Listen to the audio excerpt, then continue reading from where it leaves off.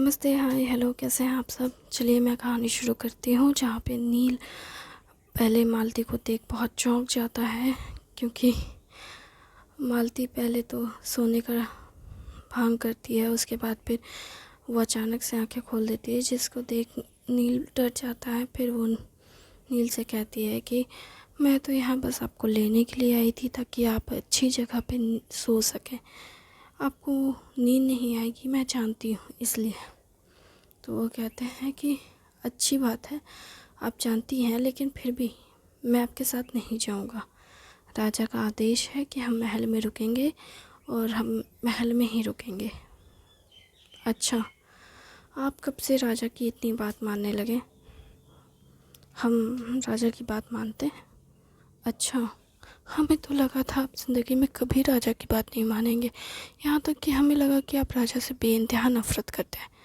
हमें तो यकीन नहीं होता कि आप राजा को इतना पसंद करते हैं। आप ज़्यादा नहीं कह रही हैं क्या? देखिए, मैं तो बस चाहती थी कि आप एक अच्छी जगह चलकर सो जाएं। आप चाहते थे कि आप अपने घर चलें, और मैं सोचती थी कि मैं आपको सच में आपके घर लेकर चलूं। इसी बहाने मैं आपके घर को देख सकूंगी। लेकिन आप तो हैं, ठीक है, आप यहीं सोइए। वैसे यहाँ क्यों सो रहे हैं? मेरे कक्ष में चलिए ना, वहाँ आराम से सो सकते हैं। राजा ने हमें यहाँ सोने के लिए कहा है, हम यहीं सोएंगे। राजा ने तो विश्राम घर में सोने के लिए कहा है। हाँ, तो मैं वहाँ नहीं जा सकता। हाँ, मुझे पता है कि आप वहाँ नहीं जा सकती। तुम बहुत बुरी हो। मैं बहुत प्यारी हूँ, ये क्यों नहीं कहते? मुझे बहुत अच्छा लगेगा अगर आप मुझे प्यारी कहें तो। बुरी हूँ, ये सुनने में तो कितना बुरा लगता है। आप मुझे अच्छा क्यों नहीं कहते? तुम बहुत ज़्यादा शैतान हो गई हो, मतलब पहले मैं नहीं थी। चलिए, ये तो समझ आया कि आप मुझे जानते हैं, पर मुझे थोड़ा प्यार भी कर लीजिए। तुम पागल हो? निकलो हमारे बिस्तर से और जाओ अपने कक्ष में, आ जाके विश्राम करो वहाँ। ठीक है, जाती हूँ। वैसे भी भोर होने वाली है, थोड़ी देर विश्राम कर ही लीजिए आप। हम भी विश्राम करने चलते हैं। शुभ रात्रि। शुभ रात्रि। फिर वो जाती है, लंबी लंबी सांसें लेते हुए अपने कक्ष में, और जाकर विश्राम करती है। इधर नील अपने बिस्तर पे तो आते हैं, लेकिन उन्हें नींद ही नहीं आती है। उस सोच में पड़ जाते हैं, कैसी लड़की है ये, मैं क्या कर रहा हूँ, मैं इस बारे में सोच ही क्यों रहा। उसने बस मेरी मदद करनी चाहिए और कुछ नहीं, इससे ज़्यादा कुछ और नहीं है। ठीक है, ज़्यादा ना सोचूं मैं, ज़्यादा सोचूंगी तो ज़्यादा परेशान होंगी मैं। आराम से सोती हूँ। वो जब सो जाते हैं, उसके बाद सुबह हो जाती है। सुबह तक तो वो वहीं सोते रहते हैं, और उन्हें पता भी नहीं चलता कि रसोई घर में रसोइये का काम शुरू हो गया है। रसोइया आए तो थे उन्हें सोता हुआ देख, उन्हें जगाने के लिए।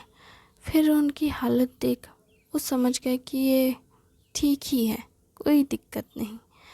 फिर वो उन्हें कंबल उड़ाकर सो काम चालू कर देते हैं अपना। लेकिन सिर्फ वही वहाँ पे होते हैं, और कोई नहीं होता। जब वो सब्जियाँ काट लेते हैं, जब छौंकने वाले होते हैं सब्जियों को, तब नील की कढ़ाई से आवाज़ टूट जाती है, बर्तनों की आवाज़ों से। तब नील उठकर बैठते हैं और रसोइये को देख हैरान होते हैं और कहते हैं, मेरी नींद कैसे नहीं खुली? मैं इतनी देर तक कैसे सोता रहा? शायद रात के पहर उठ गया था इस वजह से। ये खुद से वो कहने लगे। उसी वक्त रसोइये से कह रहे, आपने मुझे जगाया क्यों नहीं? मैं आपकी मदद कर देती।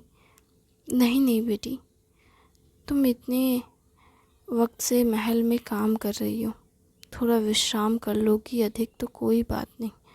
वैसे भी इतनी सुबह सुबह तो कोई नहीं जागता, तो फिर आप क्यों जागे हैं? क्योंकि भले कोई इतनी सुबह अभी तक ना उठा हो, लेकिन सबको थोड़ी देर में भोजन ज़रूर चाहिए होगा, और भोजन पकने में वक्त लगता है। उठा जाए कोई कितनी ही देर से क्यों ना उठे, उसे भोजन ठीक उसी वक्त चाहिए होता है जिस वक्त वो उठा होता है। कई बार राजा तो बहुत पहले ही उठ जाते हैं। राजा मंत्री सभी सुबह उठ जाते हैं, पर सभी लोग अंधेरे में नहीं जागते।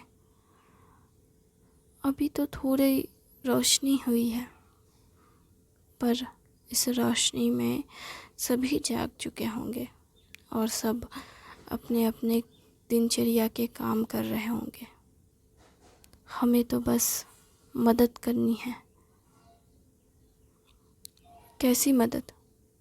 आप कहिए, हम कर देते हैं। करोगे? हाँ, करूँगी। तो एक काम करो, खाना बनाना सीख लो। ऐसा क्यों कह रहे हैं आप? खाना बनाना सीख लोगी तो अपने पति की मदद कर पाओगी। मैं क्यों मदद करूं? देखो, ज़्यादातर समस्या ये नहीं होती है कि पत्नियों को खाना बनाना है। समस्या ये होती है कि पतियों को भी खाना बनाना नहीं आता होता है, और सारे काम घर के ना स्त्रियों से ही करवाए जाते हैं। स्त्रियों से काम ना करवाया जाए, अगर स्त्रियां काम ना करें तो मर्दों को बड़ी शिकायत होती है।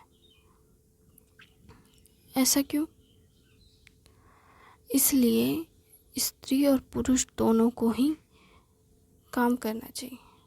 और रही बात क्यों का जवाब, ऐसा इसलिए है क्योंकि कोई भी किसी के कष्ट को समझना नहीं चाहता। सबको लगता है कि सिर्फ वही परिश्रम कर रहा है, पर असलियत में परिश्रम तो सभी कर रहे हैं, अपने अपने हिसाब से। तो ये बात समझने के लिए एक दूसरे का काम बांट देना चाहिए ना, तो पता चल जाएगा कि कौन कितना परिश्रम करता है। हाँ, बात तो सही है, लेकिन कभी सोचा है कि अगर ऐसा हुआ तो क्या सबको ये काम पसंद आएगा?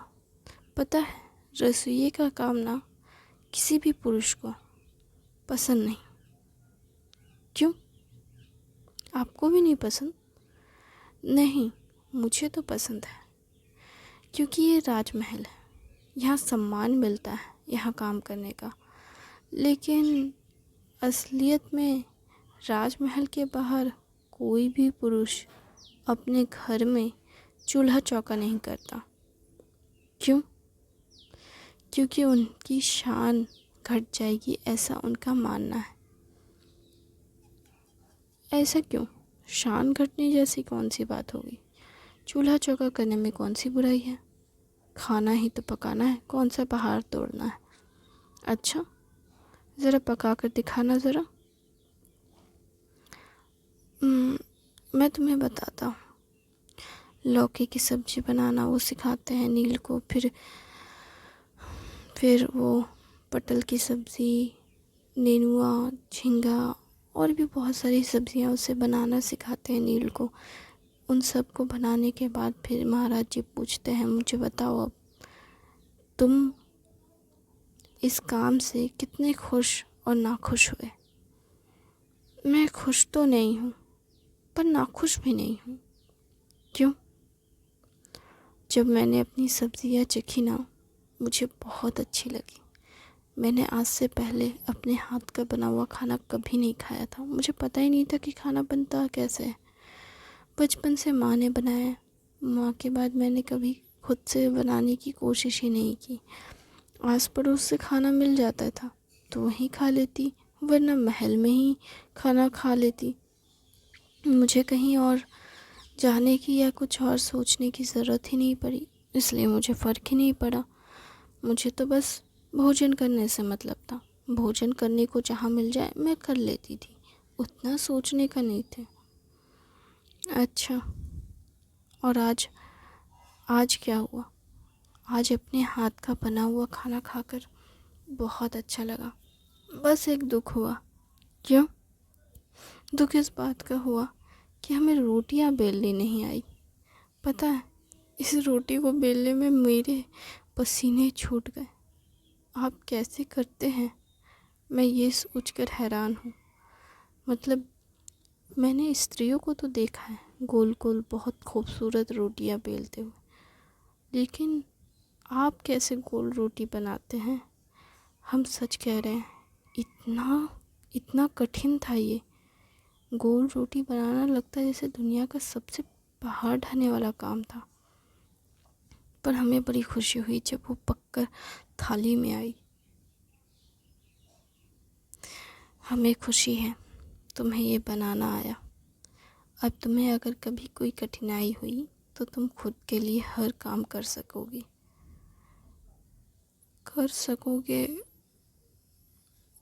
मैंने कहा कर सकोगी, मैंने ये थोड़ी ना कहा कि कर सको।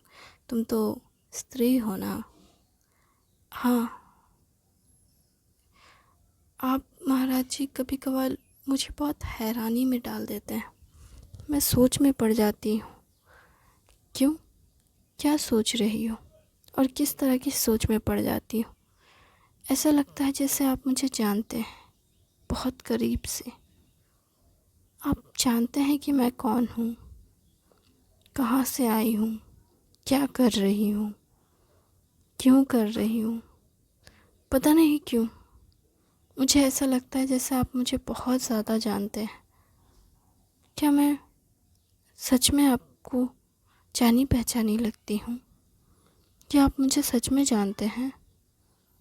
नहीं बेटी, मैं इस महल में इतने सारे लोग हैं, मैं उन सबको नहीं जानता, उसी तरह तुम्हें भी नहीं जानता।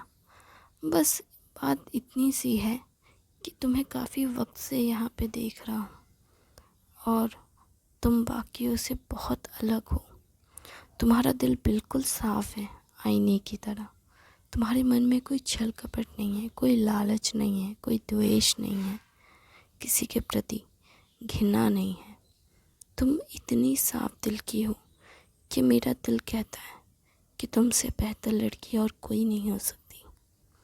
तुम जिसके भी घर की बहू बनोगी, जो भी तुम्हारे घर में आए वो हमेशा खुश रहेगा। अच्छा, शुक्रिया, आपने मुझे इतना समझा। मुझे तो कब से लग रहा था जैसे आप मुझे पहचानते हैं और मैं परेशान हो रहा था। मतलब हो रही थी कब से। कल आपने मुझे फिर कहा था ना, इसलिए मैंने सोचा कि खैर सोच छोड़िए, मैं खामखा खुद को परेशान कर रही हूँ। आप अगर मुझे पहचानते तो आप मुझे कब का कह चुके होते, मुझे इस तरह से परेशान थोड़ी ना करते। सही कहा, मैं तुम्हें परेशान थोड़ी ना करता, तुमसे कुछ भी छुपाता थोड़ी ना। जो तुम हो वही तो हो, और तुम्हें ना तो मैं बदल सकता हूँ और ना ही खुद को। समझी? फिर से आप मुझे सोचने पे मजबूर कर रहे हैं। हाँ, इतना मत सोचा करो, मैं मामूली एक बाबूजी हूँ, मेरे बारे में इतना मत सोचो। मैं खाना बनाने के अलावा और कुछ नहीं कर सकता, समझी? अब चलो, अपने हाथ का खाना खा लिया हो तो यही खाना मालती को भी खिलाओ। मालती को क्यों? क्योंकि वो चाहती है कि तुम उसे खाना खिलाओ, इसलिए। मैं नहीं खिलाती उसको, वो बहुत बुरी है। क्यों? वो सत्य कहती है इसलिए। आपको कैसे पता कि वो सत्य कहती है? उसके तेवर से पता चलता है। आपको सबके बारे में कैसे पता चल जाता है? आप जानते हैं कि मेरा दिल साफ़ है, उसके बर्ताव से जान जाते हैं कि वो सत्य कहती है। ऐसा क्यों? क्योंकि मुझे लोगों की पहचान करनी आती है, इसलिए। अच्छा, कुछ ज़्यादा ही अच्छे हैं आप लोगों की पहचान करने में। मुझसे तो होता ही नहीं है। मैं तो कभी भी लोगों को पहचान ही नहीं पाती। मुझे लगता है लोग सत्य कह रहे मेरे सामने वाले, लेकिन फिर पता नहीं क्यों ऐसा लगता है कि वो मुझसे कुछ छुपा रहे हैं। मुझे सच और झूठ के बीच फ़र्क ही करना नहीं आता। कई बार सोचते हूँ कि जैसे मेरी माँ थी, क्या वैसे ही मेरे पिता भी थे। जैसे मेरी माँ ने मुझे छोड़ दिया, क्या वैसे ही मेरे पिता ने भी मुझे छोड़ दिया? क्या हुआ था? मुझे कुछ समझ ही नहीं आता। क्या जीवन इतना कठिन है? क्या सत्य है, क्या मिथ्या? मुझे कुछ समझ में नहीं आता। हम जीवन के किस चक्रव्यूह में फंस गए हैं, ये भी समझ नहीं आता। कई बार ऐसा लगता है कि हम यहाँ क्यों हैं? क्या हमें यहाँ होने का हक है? कहीं हम कुछ गलत तो नहीं कर रहे? इसलिए तो तुम साफ दिल की हो। इतना मत सोचो बेटी। अगर इतना सोचोगी तो खुद को तकलीफ़ दोगी। तुम्हें आज नहीं तो कल तुम्हारे सारे सवालों के जवाब मिल जाएंगे।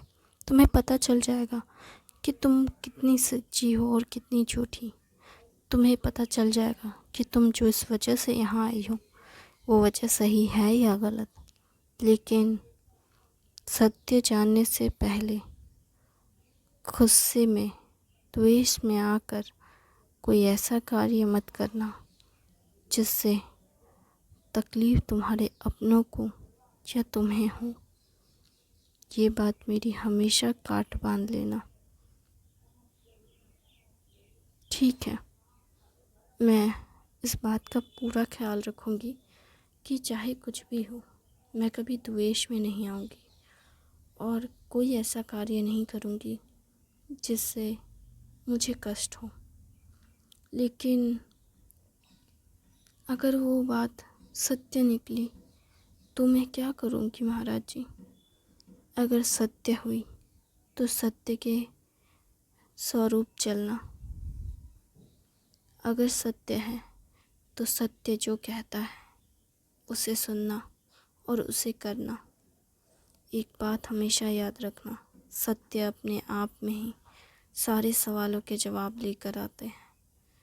अगर सत्य है तो सत्य का कर्म फल भी तुम्हें मिलेगा।